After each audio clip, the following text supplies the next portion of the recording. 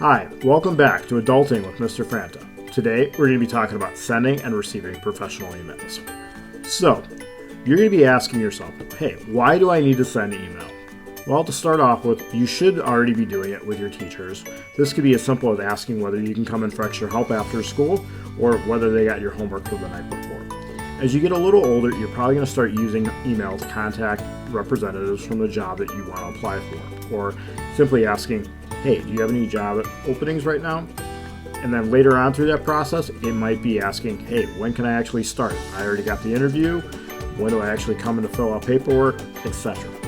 As you get a little older, junior, senior year, you're going to start using email when you're trying to apply for colleges or when you're filling out applications for trade schools. It's going to be a big important thing. You're going to talk to different people throughout the process.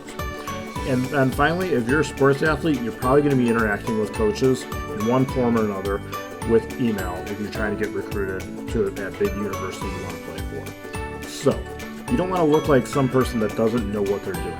You want to set yourself above everybody else that you're competing for, or you need to get the attention of whoever you're trying to write the email for. So to do this, you want to follow some of these simple steps and learn how to write and send a professional email.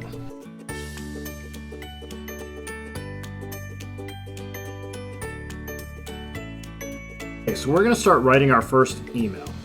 So our person's name is John Example. And next summer, he would like to apply for an internship at Water Kingdom, USA. So we have to send this to someone. So we're going to send it to hr@waterkingdomusa.com. So we know who it's going to. Now, we need a subject line. So when we are sending an email, we want the subject to get the reader's attention right from the get-go. Okay? We also want it to be short and sweet, and we want it to be on topic or on point. So, he's applying for a job for an internship. Okay, so something that applies to that would be summer internship application. Okay, now the thing that's nice about that is it's specific, it's to the point. Also, when that person in the future wants to go hire somebody for this internship, they might not look at that email right away, but they might put it in a folder. But when they need to go hire, they're going to go searching through their inbox for certain keywords like summer, internship. And if John's application was stored away, it should come up.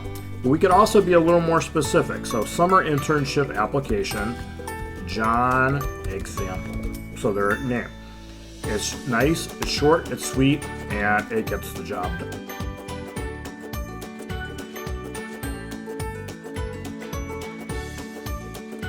You've got your subject. Now you need a greeting. You want to be friendly and appropriate with this. You don't want to be too informal, but then you also don't want to be too formal. You're trying to get somewhere in between. Remember, you're in high school. You don't have a doctorate or graduate degree, so you don't have to be super formal, but then you don't want to come off as not knowing what you're talking about, okay? So the big one that I always tell people is don't use yo, sup, or hey bro.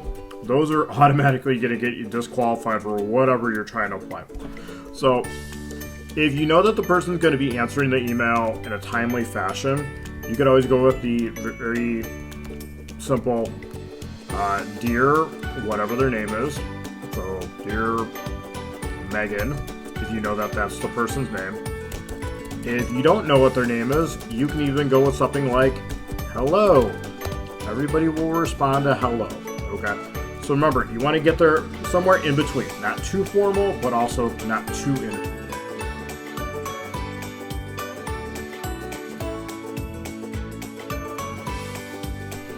Okay, so now we're going to talk about how to write a clear and precise body paragraph. I've started off with hello, which is my greeting, and next I want to explain why I'm writing, and I kind of want to get to the point as soon as possible. So hello, my name is John Example. I'm writing to express my interest in applying for the summer internship program with Water Kingdom USA. I've come out and said exactly what I'm doing. I've completed the required application, and additionally, I've included the 2 required letters of recommendation. So at this point, there's no doubt exactly what I'm doing, what the purpose of this email is. So next, I want to explain what I hope the outcome will be. And also, how can that person that's reading this help me? Or what do I want to actually happen at the end of this email? So for this, I want them to, if they have any questions, I want them to get in touch with me. So, if you have any questions or concerns, please let me know. I can be contacted at the phone number or at email. When writing to an outside organization like a job or college, you want to make sure you include a phone number and your email. If it's just for high school, we already have that information if we really need to get in contact with you, so the email will work. Thank you for your time and consideration, so you have an appropriate kind of closing part of it.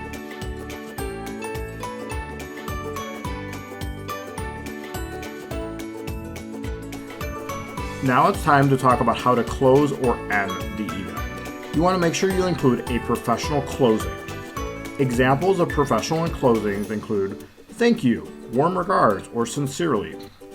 And you also want to make sure you include your first and last name. So when the reader goes back to look over the whole email, they know exactly who wrote the email. Those are just a couple of the finer points you want to do when writing a professional email.